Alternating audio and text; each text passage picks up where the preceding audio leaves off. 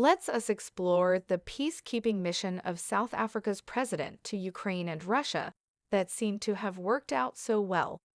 In this handout photo provided by photo host agency RIA Novosti, Russian President Vladimir Putin, right, and South African President Cyril Ramaphosa pose for a photo during a meeting with a delegation of African leaders and senior officials in St. Petersburg, Russia, Saturday, June 17, 2023.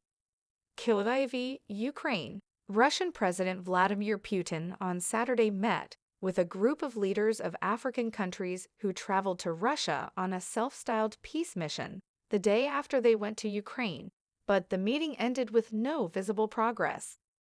The 7 African leaders, the presidents of Comoros, Senegal, South Africa, and Zambia, as well as Egypt's prime minister and top envoys from the Republic of Congo and Uganda, visited Ukraine on Friday to try to help end the nearly 16-month-old war. The African leaders then traveled to St. Petersburg on Saturday to meet with Putin, who was attending Russia's Showpeace International Economic Forum. Details about the delegation's proposals were thin. Foreign Minister Sergei Lavrov said after the 3-hour meeting that the Africans' peace plan consisted of 10 elements, but was not formulated on paper. The peace initiative proposed by African countries is very difficult to implement, difficult to compare positions, Kremlin spokesman Dmitry Peskov said. But President Putin has shown interest in considering it. He spoke about our position. Not all provisions can be correlated with the main elements of our position, but this does not mean that we do not need to continue working, Peskov said. The main conclusion, in my opinion, from today's conversation is that our partners from the African Union have shown an understanding of the true causes of the crisis that was created by the West, and have shown an understanding that it is necessary to get out of this situation on the basis of addressing these underlying causes, Lavrov said. Russia says that it was effectively forced to send troops into Ukraine because it was threatened by Ukraine's desire to join NATO and by the country's support from the United States and Western Europe.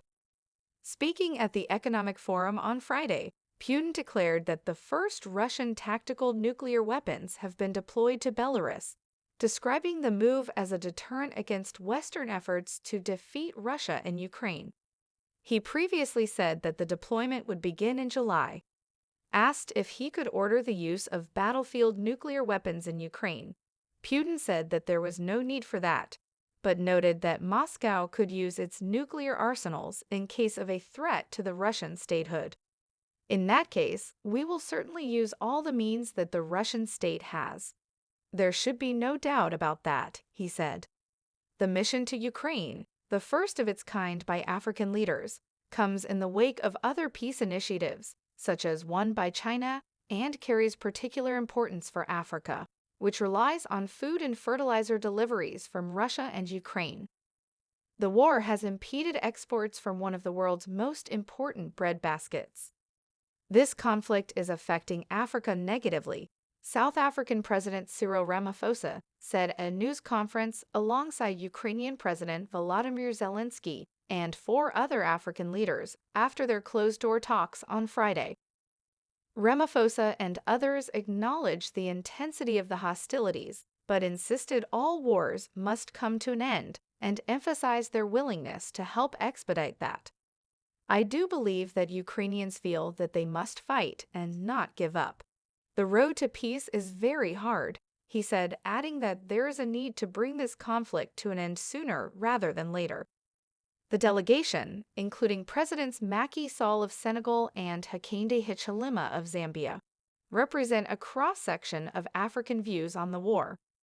South Africa, Senegal, and Uganda have avoided censuring Moscow over the conflict, while Egypt, Zambia, and Comoros voted against Russia last year in a UN General Assembly resolution condemning Moscow's invasion. Many African nations have long had close ties with Moscow, dating back to the Cold War when the Soviet Union supported their anti-colonial struggles. Speaking during Friday's news conference, Comoros President Azali Assoumani floated the idea of a roadmap to peace, prompting questions from Zelensky, who sought a clarification and insisted he didn't want any surprises from their visit with Putin. Chances for peace talks look dim as Ukraine and Russia take sharply different stands. Ukraine demands that Russia withdraws its troops from all its occupied territories as a condition for peace talks. The Kremlin, in turn, wants Ukraine to recognize the Crimean Peninsula, which Moscow illegally annexed from Ukraine in 2014, as part of Russia and acknowledge other land gains it has made. China presented its own peace proposal at the end of February. Ukraine and its allies largely dismiss the plan, as the warring sides look no closer to a ceasefire.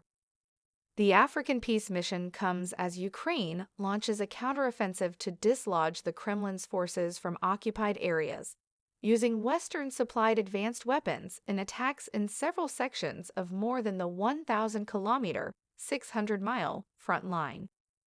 In the village of Blehodatin, taken by Ukrainian forces in the counteroffensive 6 days ago, soldiers said they have orders to keep advancing and not retreat, indicating long, grueling battles ahead in the direction where Russians have built up dense lines of fortifications.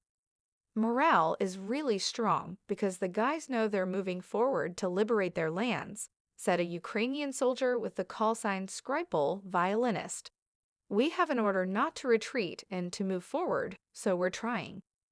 Village roads are punctured with craters, buildings are caved in, and bullet holes peppered nearly every residence.